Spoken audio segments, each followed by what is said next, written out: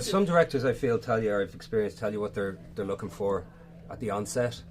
Steve didn't do that, certainly with me. I think he just wants to see what people bring to the table. Now, the table he sets is incredibly classy. His aesthetic is extraordinarily clinical. He knows exactly how he wants things to look.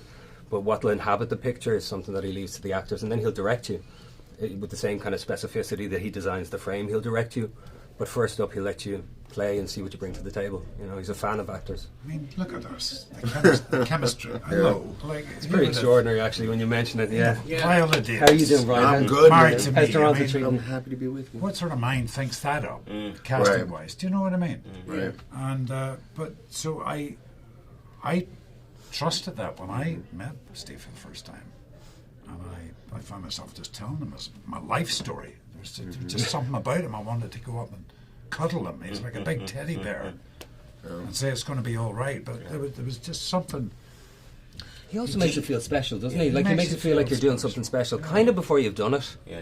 You know, that's to do with setting the table as well. The environment on the set is one that's not in any way dictatorial, but you do get a sense that there is space and there is respect, because, you know, we're all very lucky to do what we do, and some of the themes in this film are very heavy and kind of have, you know, a social responsibility, which I think he was aware of. He never said those words, but I felt it from him, you know. He trusts you. Yeah. It's very rare you get that when someone just goes. I remember my first day, I had a big scene, and then I was like, I don't know, I was near Steve McQueen for. I was like, what do I do? Because it's like I've set the boundaries. You do whatever the fuck you want in that space. You know what I mean? And it's like to be given that is a gift, in order to, like, the opportunity to give all of yourself to something is frightening too, actually. Yeah, exactly. It's an exposure. Yeah, you know what I mean? Like, it's a place for you to be exposed and not really feel like you have anything to hide. You know, like he just lays a platform for you to go and play, which is what we want to do anyway. Like, I felt like doing this was very theatrical in a way, like being on the stage a bit, because it is about the intimacy that you have with these characters and their relationships. And once that lens is up, he just lets you play, and it's just something that is very rare.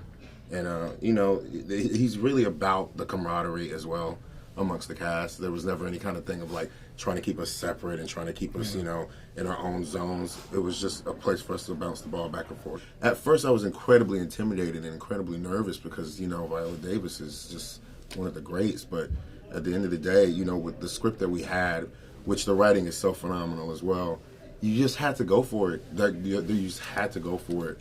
And you know, like I said, he allows us to play, and we just did it. It was fun. I was very sad at the end. I was like, I got the Viola snot cry. I'm so sorry. Oh, Viola, I'm sorry. I'm really sorry that I had to do this, but it was great because, you know, the exploration that we found in it together, you know, and really having to put forth that kind of like, just that creepiness and that kind of like, that real edge to it. And Steve was just so vocal and just letting it flow and letting it do what it do. So